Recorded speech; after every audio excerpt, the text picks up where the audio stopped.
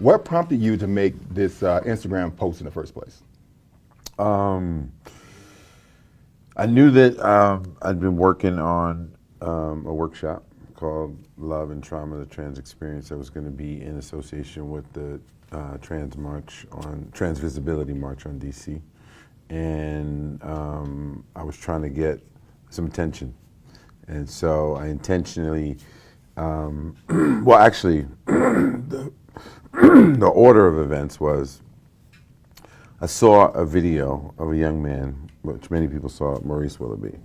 And I knew the backstory, that he was a young man who was dating a transgender woman. I knew that he had some drug abuse issues. I knew he had some abuse issues with the girlfriend. But in the video, you see him be bullied, and it had circulated, and people thought that this kid, committed suicide because he was being bullied, directly related to his dating a trans woman. So that was part of the story. The other part of the story for me was when I saw that kid in the video, I thought of myself. At that age, I was someone who was also curious about what's going on with transgender people, women in specifically. And so I thought that I would post a video and make a comment around why is it that it's okay for us to record bullying each other? Why is it okay for us to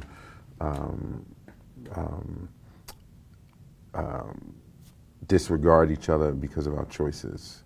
And I thought that I should make a comment about it.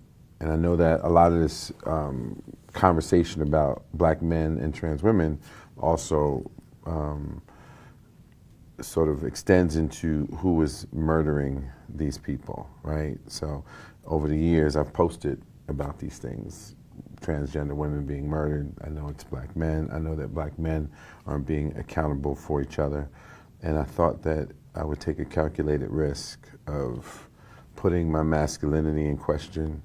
I would put my intention in question. I would disrupt the status quo by saying, I'm gonna stand with this kid, I'm gonna stand with this community. I'm gonna say that it is true that I, as well, are one of these men that have been attracted to transgender women. And I've struggled with that, and I've tried to figure out what does that mean, and why, and I'm 52 years old. This started when I was a teenager. So for me, it's been a lifelong question of like, where does this exist in my consciousness, in a practice or whatever. And so for me, I wanted to put the video up, bring attention to the bullying, to the ostracizing of each other, and bring attention to the march and to a workshop where we can unpack a lot of this stuff. So you talk a lot about stepping up as opposed to coming out. Mm-hmm. Can you tell me what stepping up exactly means and what does that look like? Well, for me, as a kid, my father always said, if there's a crack, fill it, right? And so I grew up with the understanding that you take care of folk. I grew up in a household where there was a man in the building who had done 8 years in prison for being accused of rape, and my father took care of those 3 kids. One day I came home from school and there's 2 7 and 8 year olds in our house because their mother had a psychotic break, and my father took care of those kids. And so I grew up with an understanding that you take care of community, you take care of people that are less fortunate than you, you uplift others, that's how you create community.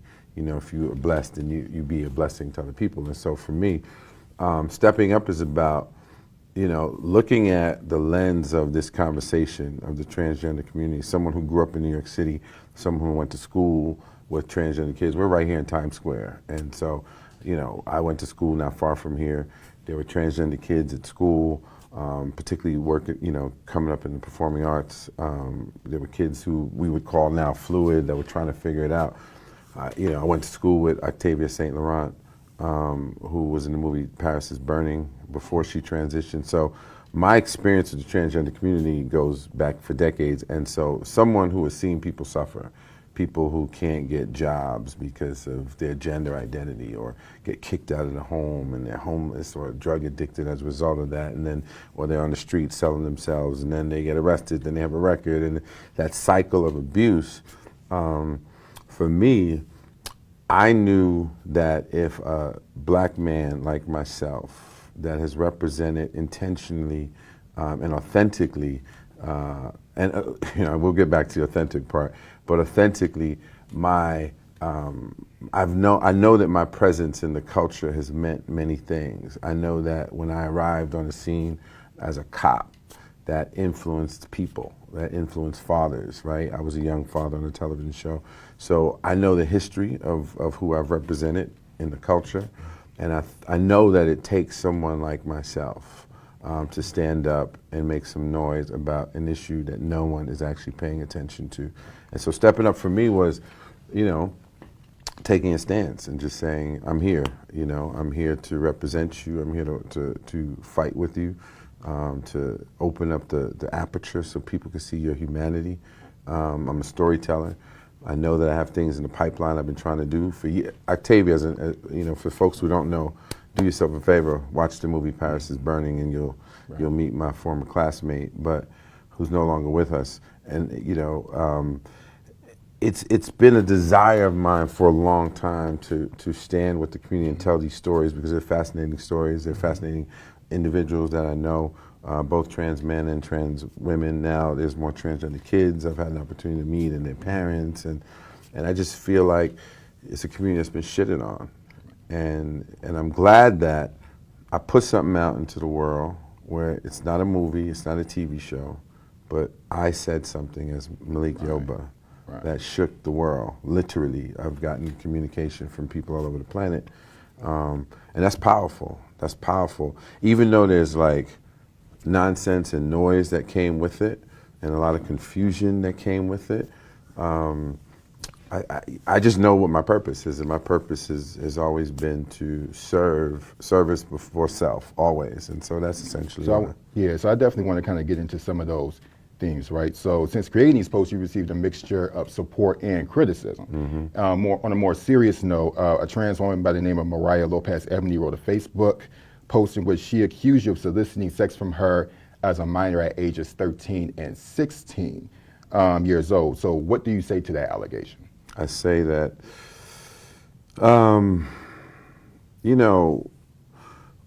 when I heard that, and I didn't actually read it until last Thursday, what she actually said. I don't know the woman, number one. So you're saying you never met her, you don't know her? That's exactly what I'm saying. I don't know her. I have no idea who she is. But I'm familiar with that pain. I'm familiar with that trauma. I'm familiar with people who are crying out for help. I'm familiar with the lack of regard for this population, which is, again, my point. And so when I heard it, for me, to hear something so heinous, right, number one, and then to see someone post something with no proof of anything, and then to see the world embrace, or a portion of the world embrace it and pass that around, that toxicity speaks to exactly why I do the work that I do, right? And so it's an oxymoron almost. It's like, wow, the first cisgender man who stands up with a community then gets attacked by that community. But that's true for anybody who's ever stood up for oppressed people. It's happened to Gandhi, and it's happened to Mandela. It's happened to Marcus Garvey. It's happened to Malcolm X. It's happened to anyone who would say, I'm going to stand up for these oppressed people. Think about who we are, right? There was a time we couldn't drink from a water fountain. We couldn't sit in the bus. Think about how ridiculous that is. And so for me, having a view of a community that I grew up with and see the suffering, the very thing that motivates me to help people out of is something that someone tried to accuse me of. I wanted to ask you. I want to finish the point. So the point is, to be on the other side of that tells me that the work has to continue and the blessing will be greater because the truth will always outweigh a lie, right? And so the truth is people are suffering. The truth is that there are kids in the street, right? But the other truth is that for my entire life, I'm someone who has been working with young people since I was 16 years old, making sure that there are better pathways for other people. And so that's a very loaded question for you to ask me that, and we discussed that before. And I actually told you that I would ask you that question. And so I asked that question. Yeah, and it's not a loaded question. I told you No, I it was is. going to tell you up front It is. that I did tell you about it. Yeah. And we both agreed to it. Yeah. I told you that. But it's still, but see, even we sat for 4 hours the other day, right, and discussed this. And so even when you ask me in real time to even the suggestion of it, right, because there's so many implications in that, right? There's legal. And I had another there's- follow-up point Yeah. to that since you added on. What would you say to people who feel that even in this allegation, you are centering yourself in regards to being someone who stands up for a community? I think that's the way that a lot of people would perceive that, bringing up the famous people who have done great things in civil rights, and you centering yourself in the middle of an allegation. Yeah, you know, this is a bullet wound, right? We're on 45th Street in Broadway. I got shot 5 blocks from here at the age of 15, right? So a quarter of an inch over, I would have been paralyzed from the neck down. A half inch over, I'd be dead. So since January 18th, 1983, I've never taken a second for granted to be alive. I'm very, I can't even count how many people are no longer here that I grew up with, that I've known. That number's, I don't even know how many it is, right? And so life is precious, and each moment is precious. And so for someone who has long understood the power of thought and the power of intention, the ability to manifest my life the way I've wanted to. I've never had a job that I didn't want. I've never had to just work to make money. Every single thing I've done in my life, whether I was a bike messenger, working with young people, making movies, TV, working in education, working with the criminal justice system, working on the environment, working with fathers, any social issue, any professional pursuit, every single thing I've done, it's because it's an intention. And I follow the intention, I chase the purpose, right? And so to stand up in the face of someone saying that you're this, when I know I'm this, I also felt, wow, that's kind of how it feels like to be transgender, right? Can you imagine walking into the world, looking the way you and I do, but feeling inside that something is not lining up, and you need to address that with the way you present in the world, and you don't look so good? I don't think I could ever, or anybody who's cisgender could ever place themselves in a trans person's position. I think we can, because I had to do it on New York Undercover. So on New York Undercover, we did an episode where people were killing transgender people. So we actually had to dress and go into the world. That's fiction, though. That's not real No, life. but you're missing my point. You're making your point. The point that I'm making is that you asked me, what does it feel like to stand up in the face of this? And I'm telling you that if I'm this, and someone's calling me this, that is akin to a transgender woman being called a man. Do you really make that comparison? I do. You may not make it, but I'm making the comparison because I sat in it. I know what it's like for people to try to yell at me and tell me I'm gay, to tell me that I'm a pedophile, to tell me what I'm not. And I have to stand up to that. And the only thing that I can do is stand up with the truth. And so when you feel that pain, when you walk down the street and people are basically saying, fuck you, and you still move on your purpose, that's empowering. As painful as it is, it's also empowering. And so when I talk to my transgender friends, and they have people tell them what they're not, when they're telling you that they are, that's painful for them too. So if I'm gonna be the person, the first one, to stand up and take the hits, I know what it feels like. And I feel I have the right to say, yes, as I stand alongside you, I do understand your pain, not on an intellectual level, but on an experiential level. I was walking down the street the other day and someone said, happy birthday, AIDS victim. They screamed that out a window to me. I lost work because of this, just like trans people. I have people look at me sideways, just like trans people. I have people calling me gay, just like trans people. So I have the right to tell you exactly how it feels if I choose to stand up with these folks that I love and appreciate and consider part of my humanity. Okay. And I can tell you what it feels like. I understand. So moving forward with this, to kind of fill out the rest of these questions before we move forward. since this allegation, too, if you search your name on social media, some sex workers have come forward saying that you've long solicited sex from trans women, and because of this, you've been criticizing for fetishizing trans women and not having intimate and loving relationships with them. So what would you say to that? I don't know what you're talking about. So we've gone on social media and we found people who have said this, and so social media now is the truth. That's the people who have repository. faces, Yeah. their faces on it. So we were just asking if you had anything to say about that. Okay, so going on to, what do you say to trans black women who say that you're centering yourself and that you're being opportunistic and focusing on your attraction as opposed to their issues, and without proving that you're ready to do the work? So what would you say to that? So you and I sat for 4 hours the other day, Correct? and we decided how we were going to approach this. Not, And we said- went through a, we decided how we were going to approach this, bro. We went through a number of questions. We decided how we were going to approach this. And we said actually that recording, and the more you talk, the better, the worse it looks for you. So what I'm asking is that we're having a What did conversation. you say? I said the more that we're talking, the more I'm just concerned. So I'm generally did you concerned. say? I said that the more that it looks bad for you. That's Really? what I'm saying. Yes, sir. This looks bad for me. Yes, because Check I'm this asking you out. a number No. of questions. We're done, bro. Okay. We're done. It looks bad for me because I chose to come here and speak to you about what you do and what I've done.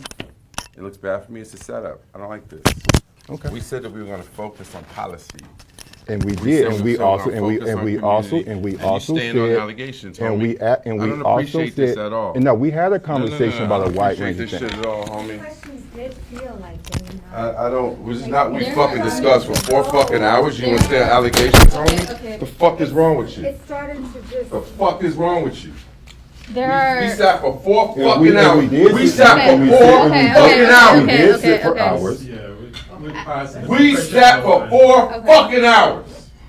And you gonna stand some fucking allegations? Fuck you. The fuck is wrong with you? This is my fucking life. The fuck is wrong with you? Yo. I have your stuff. I have your stuff. Can you guys not? This is like. That's fucked up, man. True. We have like. The fuck is wrong with you, man? We fucking sat for 4 hours. All right, bro. Don't tell me shit. Let's keep it professional. Don't tell me about this. This isn't professional. This is life. His intention is not to antagonize you. We're trying to. No, we discussed the process. We said we would start. Let's bring No, it- no. We can talk about it. Let's bring it. No, down. my man. Just so we had an office setting, nobody's here to Listen. argue with you. It's No, no, no. Well, let's keep it professional. Listen, you're not the one being I called understand, names in the brother, street. But he's not trying to call you. We're not- He's We trying to discussed conversation. how we would flow. We said we would start with policy. We said we were talking about community, and then we said we would talk about our personal lives. We said we would do 20 minutes, 20 minutes, 20 minutes. You stayed on the allegations, B. I want the cards. You can't use any Okay. of it. There's no release your signs. I want the fucking cards out of all these cameras.